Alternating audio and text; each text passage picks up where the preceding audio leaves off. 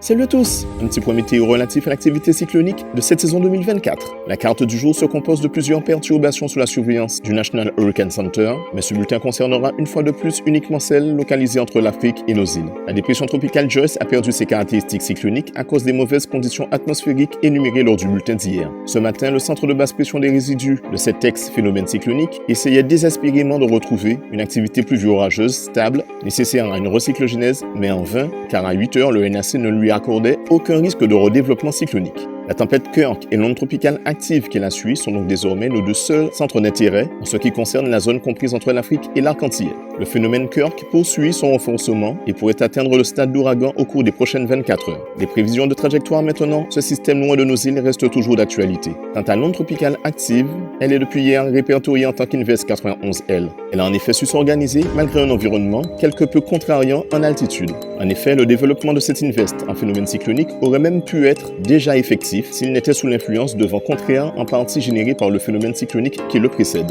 En effet, en basse et en moyenne altitude, Kirk génère une circulation atmosphérique qui va de l'extérieur vers son centre de basse pression. On parle alors de convergence. Or, l'air aspiré par ce phénomène ne s'accumule pas car il est évacué en haute altitude. De ce fait, la circulation des vents s'inverse en altitude, s'effectuant alors du centre de cette tempête vers l'extérieur. On parle alors de divergence. Les vents d'altitude générés par Kirk se rajoutant au courant d'altitude déjà présent finissaient donc par agir comme des vents cisaillants pour l'Invest 91L. Sans ce cisaillement induit par la tempête Kirk, le développement de l'Invest 91L aurait donc déjà probablement abouti à la naissance d'un phénomène cyclonique. Néanmoins, à 14 heures, les prévisionnistes du NAC lui maintenaient un fort risque de développement cyclonique, de sorte qu'un renforcement en dépression ou en tempête tropicale pourrait être possible durant les prochaines 24 à 48 heures.